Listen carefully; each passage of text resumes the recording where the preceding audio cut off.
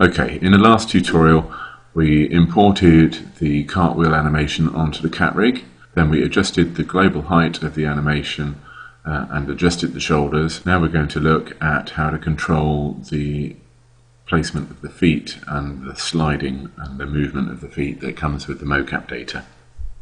The next layer I do is going to be to control the foot placement. If you look closely at the feet, you'll see that the feet move around quite a bit. The foot on the ground moves quite a bit, even though it's supposed to be stable. And also, it's not completely flat on the ground, it's slightly at an angle, leaning backwards. So I'm going to create a new +W layer here. I'm going to call it foot placement.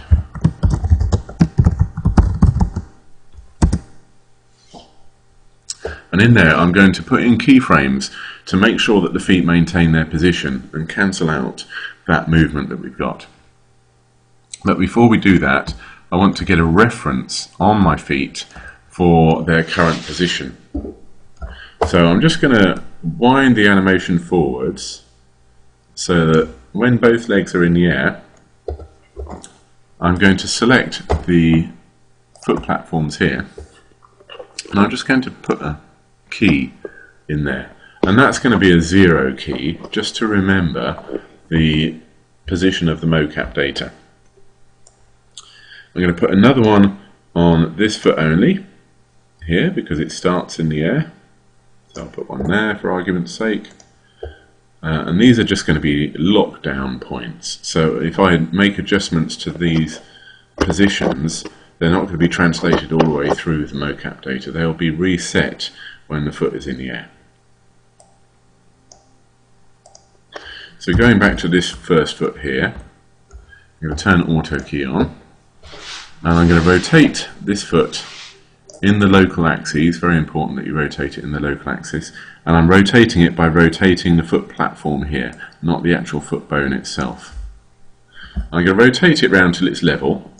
And a good way of checking that is just to go underground a little bit, because it's a lot easier to see whether it's level or not when you're underground.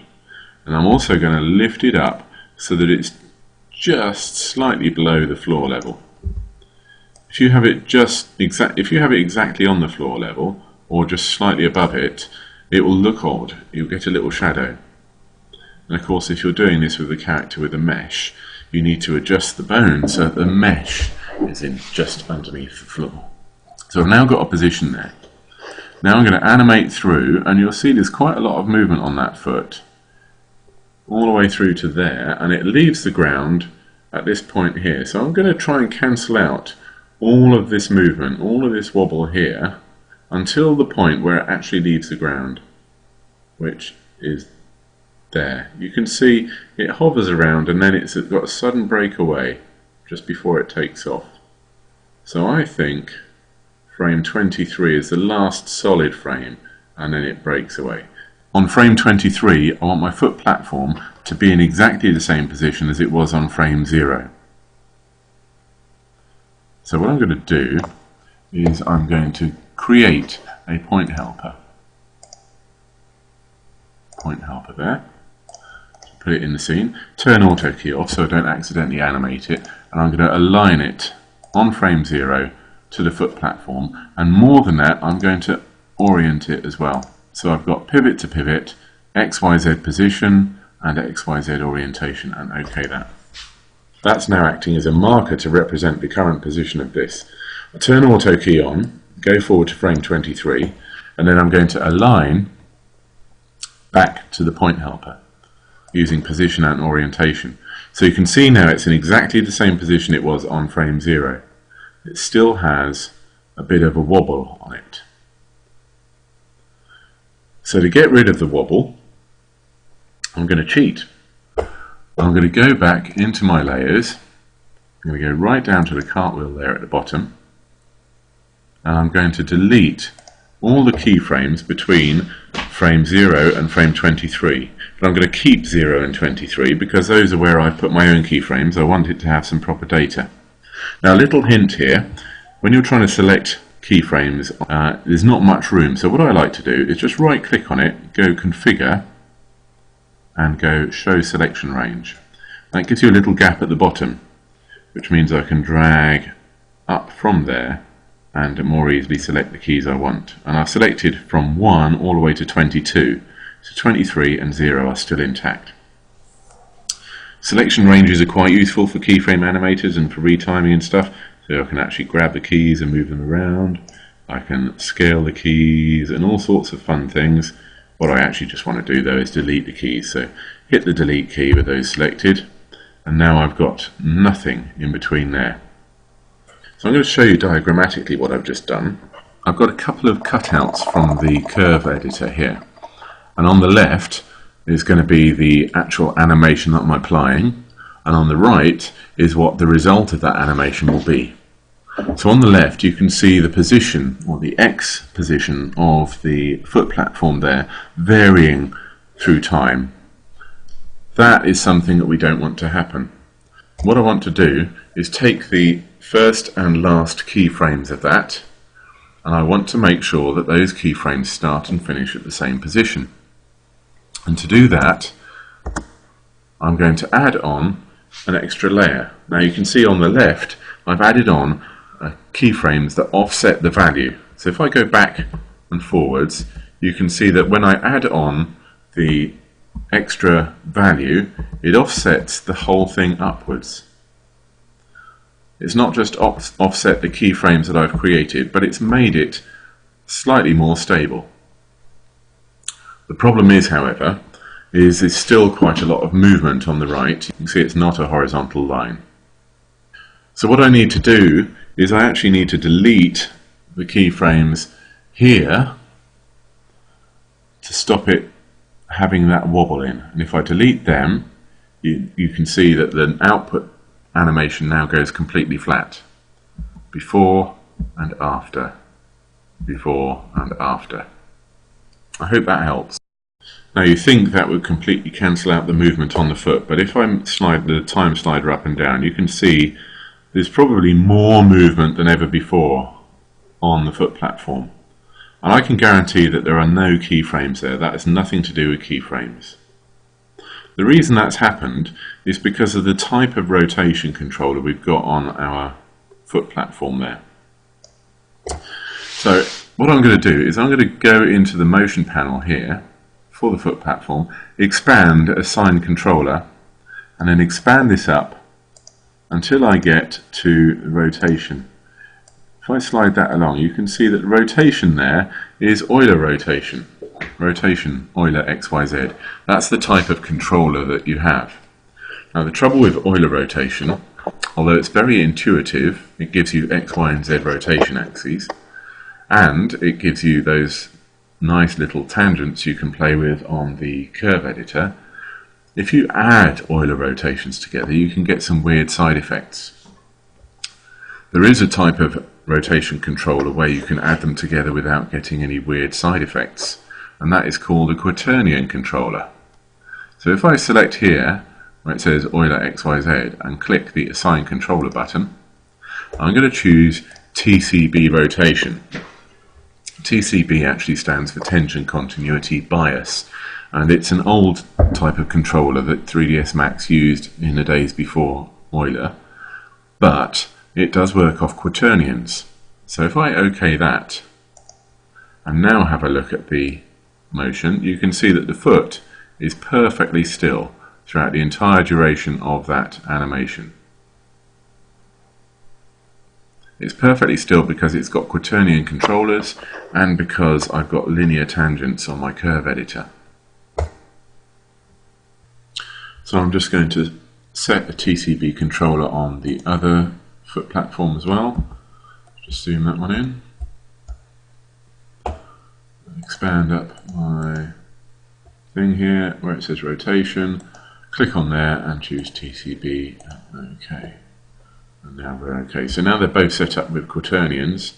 I'm just going to, for the rest of the tutorial, go through and sort out the foot placement on the other footsteps. After that, I will start a new tutorial for fixing the hand and the body height and then getting into blending two BIP files together. So if you want to watch me fixing the rest of the foot placement, please continue watching. Otherwise, you might want to stop here and skip on to the next tutorial. So, looking at the next one here, let's go back to our layers, foot placement layer. So I've got my key in there already for this one when it's up in the air, and the point at which it lands on the ground, and I'm not looking for the point where it actually impacts the ground, I'm looking for the point where I can see the impact on the body movement. So you can see there it's in the air and there it lands, and then you can see the weight is being taken as the knee starts to bend.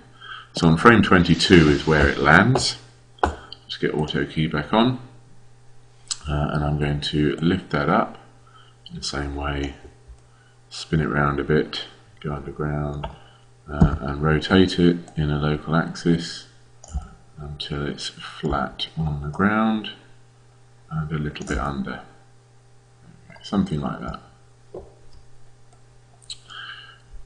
Now I'm going to take my point helper and align it to that, because I know that I'm going to be wanting to record that position. So just turn auto key off, align my point helper up to the foot platform, XYZ position, XYZ orientation, OK. Turn auto key back on. I'm going to go forward until we get to the point where this foot leaves the ground. Well, it's on the ground until there. So leaves the ground at frame 29. So I'm just going to realign that back to the point helper at frame 29. OK, that. So frame 22 to 29, and I'm just going to go back to the cartwheel there and delete.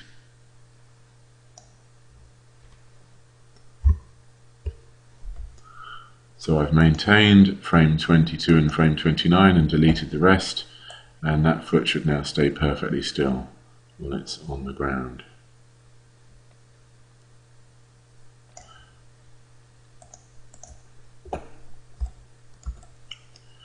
Right, for some reason I've lost my keyframe. Remember, I put a keyframe on these while they were in mid-air, and I've lost that position on both of them. So I'm just going to go into the curve editor and put that key back in. I'm just going to set a key there, and then for each of those key positions I'm just going to put the value down to 0, because we know that 0 is the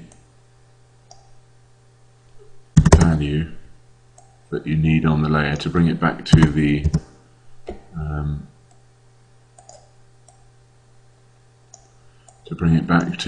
original mocap data.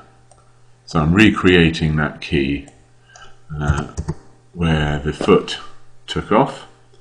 Not quite sure why that key got deleted. It probably happened while I was between takes on the video tutorial. So I put another key in there. Just take these values, set them to 0. Zoom in a bit.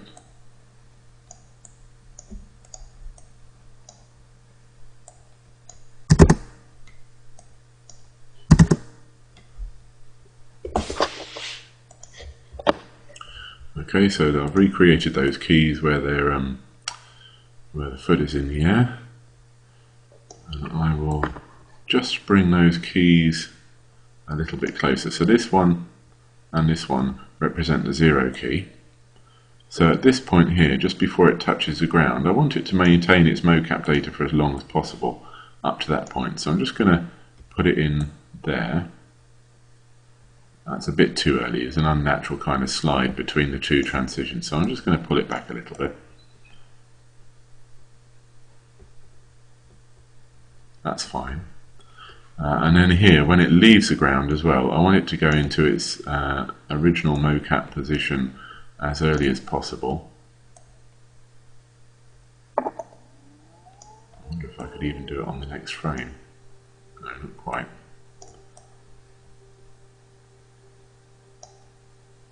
One more, just to get the transition a little bit smoother. So now, as soon as we've Anything before this key and after this key are on the raw mocap data, and these keys here are the ones that adjust the foot placement. So we're going back over the top. Now this one here is the one that lands on the floor first. In fact, let's just set that to go to its natural mocap position as early as possible.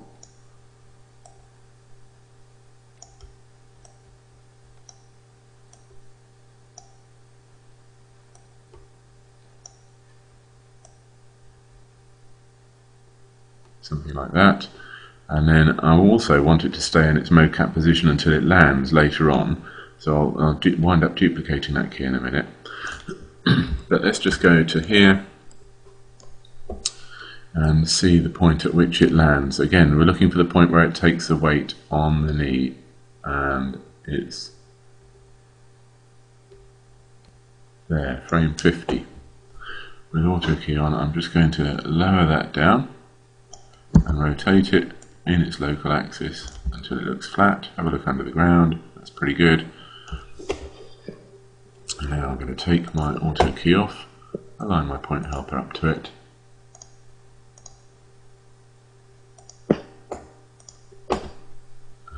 Select my foot platform again, auto key back on, and we're going to go forward until it leaves the ground.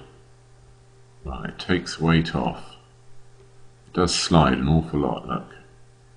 It's sliding that whole time, but that's irrelevant. When it actually takes the weight off, you can see on the leg is about there, where the weight starts to get transferred onto the other foot. So I'm going to go for frame 61. Align that one back to the point helper. So it's from 50 to 61. Go back to my cartwheel layer, delete everything between those two, and see what that looks like.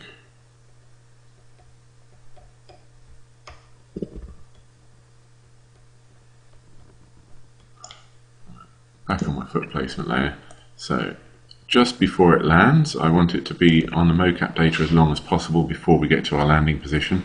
So I'm just going to shift copy that one across to here, close as I can get it to the, not quite there, it looks like it's got an unnatural kind of float. If it looks unnatural, just slow the transition down from mocap back to the adjusted value, and still a bit floaty. I'll drag it back a little bit more. And if in doubt, always go back to the camera view and see what it looks like in real time.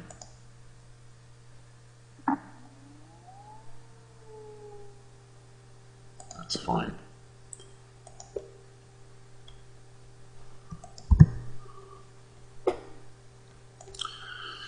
So the foot lands, is stable, and then he takes the weight off and repositions the foot at the end of the animation. So I'm just going to take that very last keyframe. Let's just have a look on cartwheel there. It actually lands about there. So I'm just going to reposition it on that one.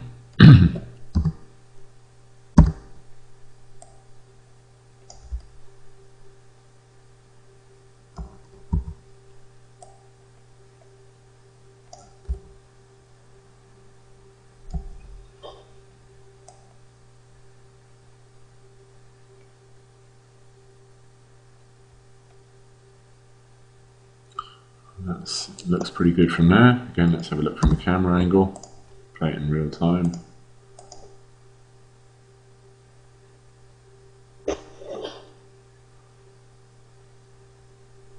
Yeah, that's fine.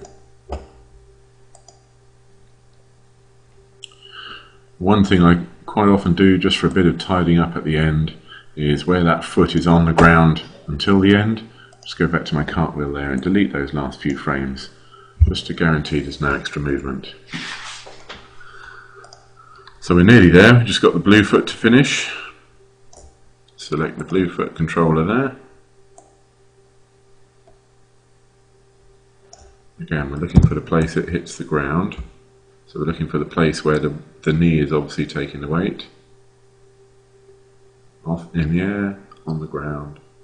That one. Just lift the foot up. Still got auto key on. Rotate round. Like so.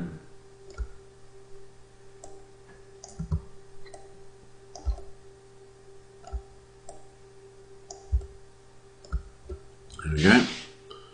So that's now landing in the correct position on the ground. Let's just move our point helper in there. Auto key off. Get the point helper, align to that one. Auto key back on.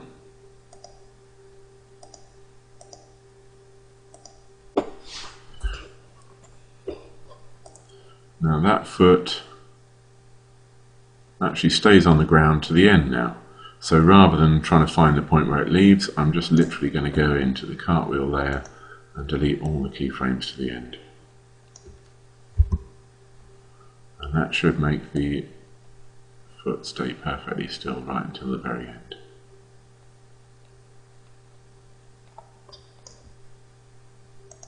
Let's just have a look at that in the camera view, the whole thing in real time.